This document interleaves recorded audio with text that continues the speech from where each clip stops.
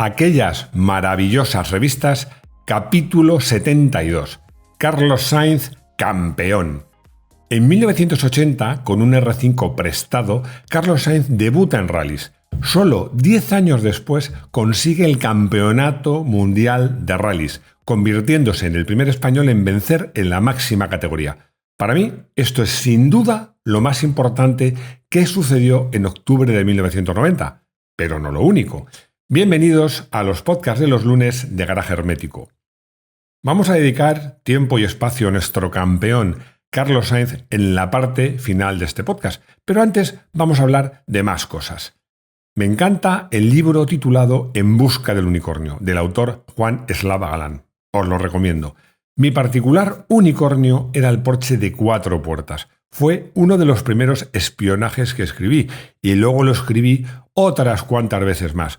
Una de ellas, aunque esta participé pero no lo escribí yo, fue a finales de octubre de 1990. Ya estábamos más cerca.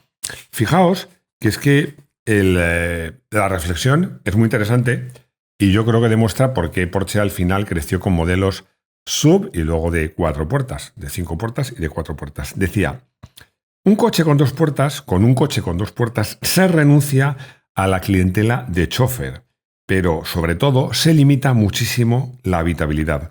Un Porsche de 4 puertas con unas plazas traseras relativamente cómodas permitiría conquistar la clientela de quienes quieren, aquellas personas que quieren un deportivo de representación, pero no conducir siempre, y a los que además de un deportivo quieren llevar de vez en cuando a la familia. Hablamos de un coche con una longitud que estaría entre 4,8 y 5 metros y una batalla entre 2,7 y 2,8. Fijaos que además me hace mucha gracia porque se decía que el Porsche de 4 puertas iba a sustituir al 928, porque los primeros espionajes que yo hice respecto a este unicornio de Porsche de 4 puertas era un 911 con 4 puertas, es decir, con motor posterior. Aquí ya se había dado un paso importante, porque ya se decía que ese Porsche de 4 puertas tendría motor delantero y además el motor del 928, como sabéis, un V8 de importe de al menos 4 litros y bastante potencia y muy buen par. Un motor, por cierto, ideal para una berlina.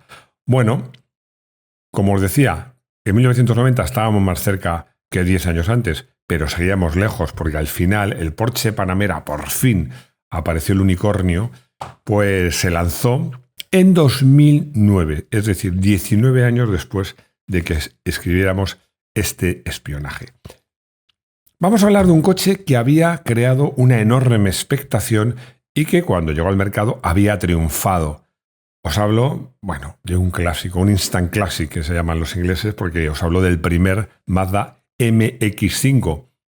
Y es que en estas fechas, que ya se ofrecía el coche, estaba en la lista de precios, comprar uno era una auténtica aventura. Hasta tal punto que en una consulta que me hacían, pues me comentaban que no conseguía comprarlo, porque me decía que primero fue difícil encontrar un concesionario, en esa época no había muchos concesionarios Mazda, luego no había existencias del coche en ninguna de las versiones y por último pues le dijeron que había que esperar bastante y le recomendaron comprar uno de segunda mano, pero encontró con sorpresa de que los coches de segunda mano, esto pasa solo con los coches tan especiales como este, costaban más que nuevos. Claro, si querías estrenar el coche, pues te vendían un coche con pocos meses y pocos kilómetros como nuevo, pero había que pagar el no esperar y si no, a esperar un año. Bueno, por lo que comentábamos es que lo sentíamos mucho, pero no había contestación a esta pregunta. Solo había 2 opciones, o esperar o pagar más. Es que no había otra. Una verdadera pena. Pasamos de un coche descapotable a justo os diría que hay coches que están en el polo opuesto, pero que también me encantan, porque ya sabéis todos que me encantan las furgonetas. Y disfruté mucho con esta comparativa que había 3 modelos que eran los que cortaban el bacalao en ese momento, que era el Citroën CX RD Club, la Renault Express o el Renault Express, como queráis llamarlo, y el Seat Terra Diesel. Ya, por fin, Seat, gracias a Volkswagen, podría tener un motor diésel en este coche. Bueno, la verdad, si queréis que sea sincero, la ganadora era la C15. La C15 tenía varias ventajas. Primero, era la más grande. Dice, es menos manejable ya, pero también era más habitable. Tenía más capacidad de carga y era la más habitable. Quizás por estética, para mí, la Renault Express era la mejor. Además, la Renault Express contaba con una ventaja muy apreciada por según qué usuarios, heredada del R4, que era la trampilla superior sobre las dos puertas traseras en la zona de carga, que te permitían llevar objetos largos levantando esa trampilla y que salieran por detrás, por ejemplo, una escalera, sin necesidad de recurrir a la vaca. Era una ventaja que siempre me sorprendió que los demás rivales no copiasen, pero bueno, son cosas que me sorprenden. Pero la mayor ventaja de la C15 era de lejos el motor. El motor. No solo porque era quizás la que menos gastaba, es que además de eso, fijaos que la Terra, es que esto no sé cómo llamarlo, pues contaba con un motor diésel de un 1.3, 1272 centímetros cúbicos y 45 caballos. La Renault Express subía la apuesta. Tenía un motor de 1595, un 1.6, que rendía, por supuesto siempre atmosféricos, 55 caballos. Pero es que la Citroën C15 contaba con un motor excelente, el 1.8, un motor de 1769, que anunciaba 60 caballos y que en el banco siempre dio más. En esta ocasión os voy a leer la cifra concreta. 63,25 caballos. Bueno, yo he metido motores de estos en el banco que han dado hasta 66 y 67. Pero es que lo que os digo, resulta que era el motor más potente de todos, pero es que además era prácticamente la que menos gastaba. Era una combinación fantástica. Si la C15, siempre se suele decir aquella frase de algo tendrá el agua cuando la bendicen. Bueno, pues si la C15 tiene la fama a día de hoy, estamos hablando 34 años después, tiene la fama que tiene, sobre todo la versión diésel, será por algo. Vamos a dar un salto al vacío y de las furgonetas vamos a irnos a los coches de lujo. Pero un coche de lujo que tenía la particularidad de ser el más modesto de su gama. Estoy hablando del Jaguar XJ6 3.2. Bueno, que como os digo, en noviembre de 1990 era el Jaguar más económico que podías comprar en España. Bueno, no dejaba de ser todo un Jaguar. Para resumir esta prueba, porque podríamos hacer un vídeo de cuando los Jaguar eran verdaderos Jaguar, porque estos coches, sí es cierto que algunos dieron problemas eléctricos, pero los que tenías la fortuna que no te los dieran eran coches muy fiables y sobre todo que iban francamente bien. Podían competir con sus rivales alemanes sin ningún complejo. Además, tenía un tren delantero muy bien desarrollado, una suspensión trasera muy interesante, que además utilizaba el propio semieje de transmisión como brazo de control de la suspensión, una cosa muy particular, pero que funcionaba muy bien. ¿Qué era lo más interesante de este coche? Pues os voy a leer la conclusión. Os voy a leer la conclusión porque me parece que resume lo mejor de este coche. La conclusión decía, es una acertada simbiosis de moderna tecnología y del clasicismo británico. Yo creo que eso define muy bien a este coche que, bueno, era British, lo mirases por donde mirases, además la unidad de prueba con muy buen criterio a mi modo de ver, pues era el color verde inglés, como debe ser un Jaguar que se precie, precioso, absolutamente precioso, con un interior que era una maravilla de cuero Connolly y madera de raíz de nogal, muy bien abajado, una moqueta de esas gorditas que sonoriza muy bien, pero que además da gusto pisarla.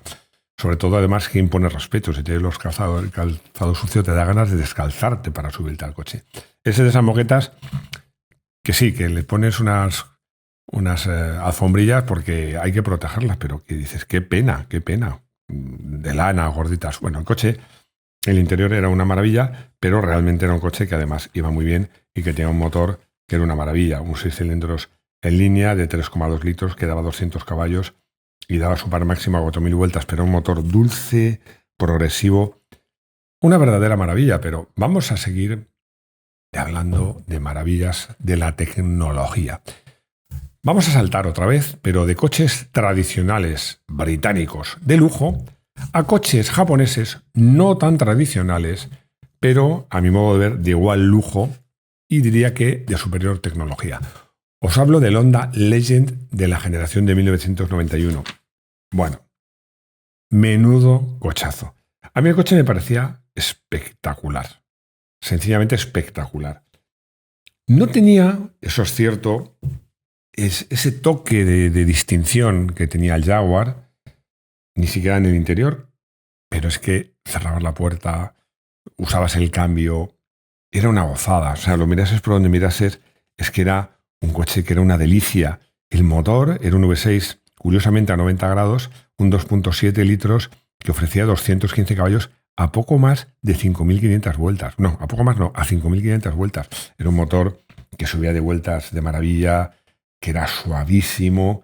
Bueno, la verdad es que era una gozada y las suspensiones a mí me encantaban porque en ambos casos contaban con triángulos superpuestos.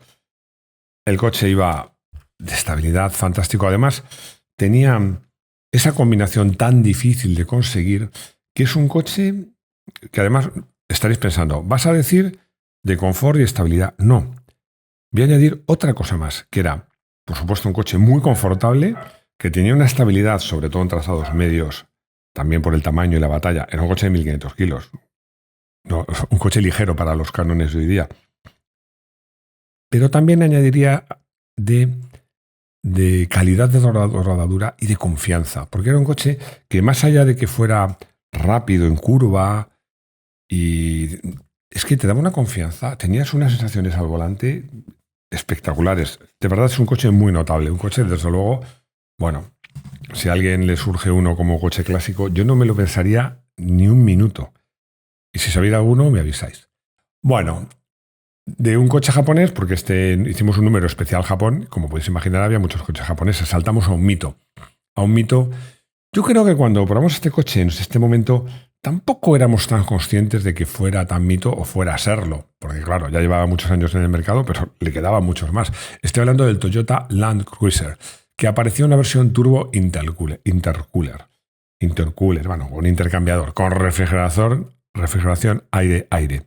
Que esto hace que cuando tú enfrías el aire de la admisión, el aire pasa por el turbo, se calienta, se dilata, entonces si lo metes en el motor hay menos oxígeno que si lo enfrías antes. En este caso se encoge otra vez el aire y a igualdad de volumen metes más oxígeno, con lo cual el motor es más potente. Bueno, esto seguramente que lo sabéis la mayoría, pero nunca viene de más recordarlo.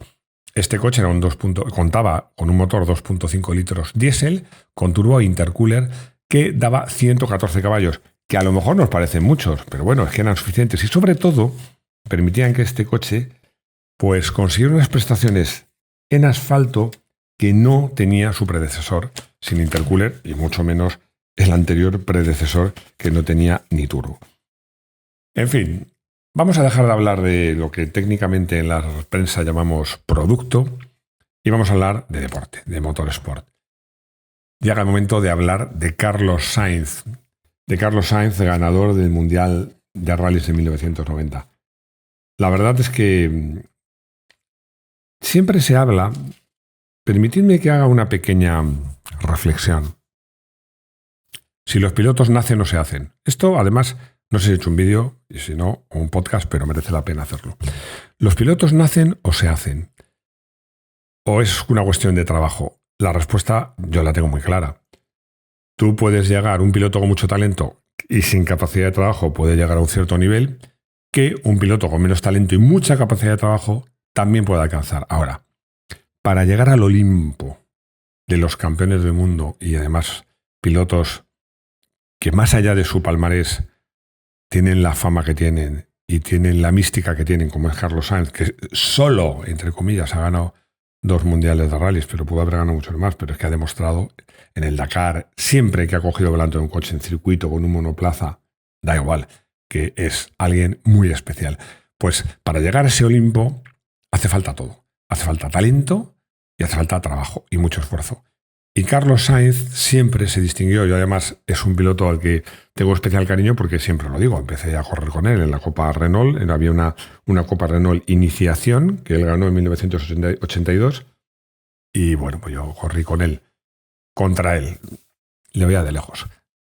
Debo decir en mi descargo que su coche era mucho mejor que el mío y que me sacaba pocos segundos, pero vamos, evidentemente nunca le gané. Pero sí pude disfrutar desde detrás de él y luego ya viéndole en otras muchas disciplinas, pues lo bueno que era. Pero es que, como os digo, Carlos era y es alguien con un talento espectacular, porque Carlos ha ido bien siempre. Es un poco como Salvador Cañellas, lo que pasa es que con mucho mayor éxito.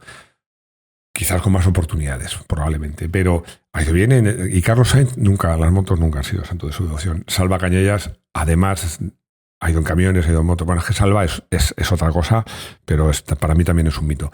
Pero volviendo a Carlos, le da igual los circuitos que los rallies o los monoplazas. Es que él también ha destacado en los monoplazas. Yo creo que Sainz, por el devenir de los acontecimientos, pues desvió su carrera hacia los rallies, pero tengo el convencimiento de que si su carrera hubiera tenido más facilidad, que en España en ese momento era más difícil los circuitos que los rallies, de ir a la Fórmula 1, hubiera sido campeón igual.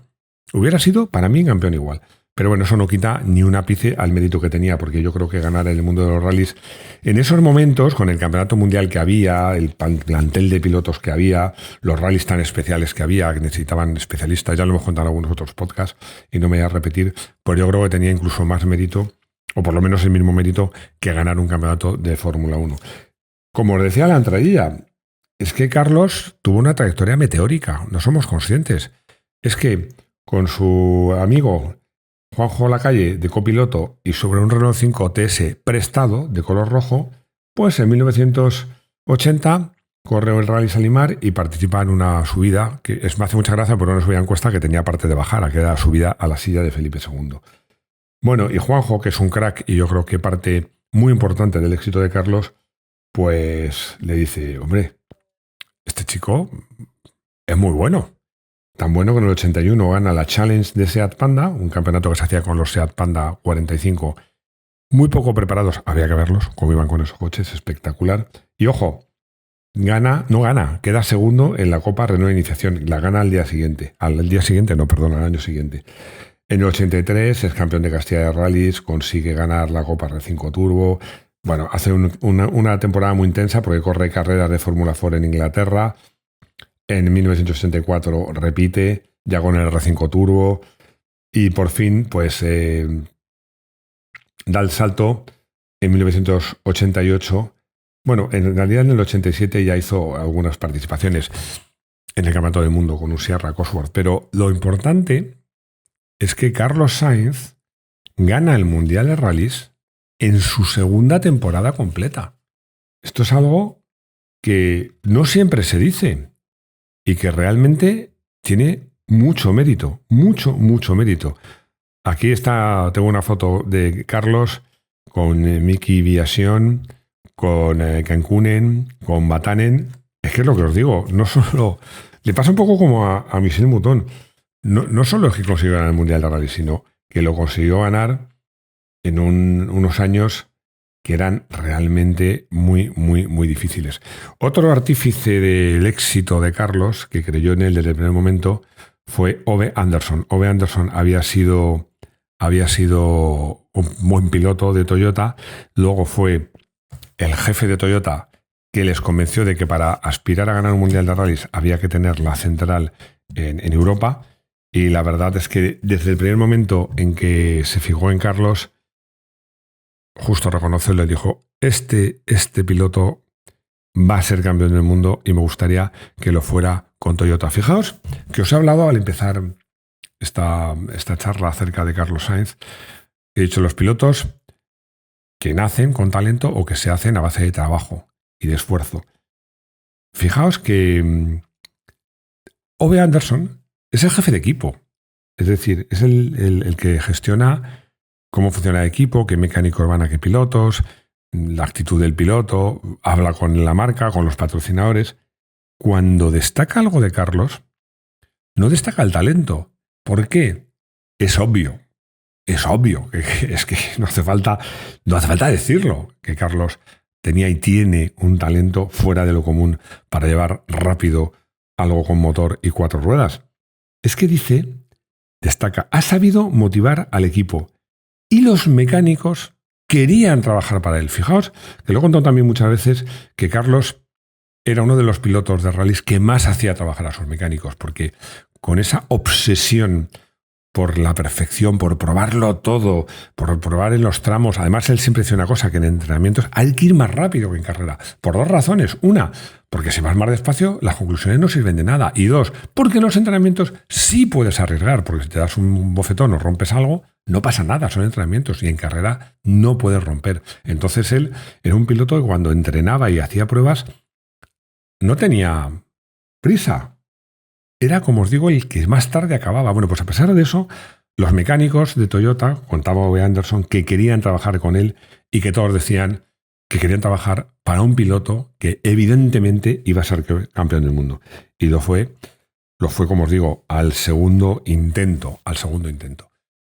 Y bueno, este año la cosecha fue magnífica porque dejamos a Carlos y dejamos el mundo de los rallies y nos vamos de un campeón a otro a Ayrton Senna, que también ganó el Mundial de 1990, en su caso de Fórmula 1, no hace falta ni decirlo, con mucho sufrimiento y acabando el Mundial como solían acabar los campeonatos del mundo cuando el rival de Senna era Alain Prost, con un accidente y con el francés, hablando a todo el que quería escuchar, y sobre todo a los jefazos de la FIA, diciendo y tachando de loco y suicida al brasileño. Yo os hago una reflexión como admirador, fan absoluto que soy de Senna y admirador absoluto que soy de Prost.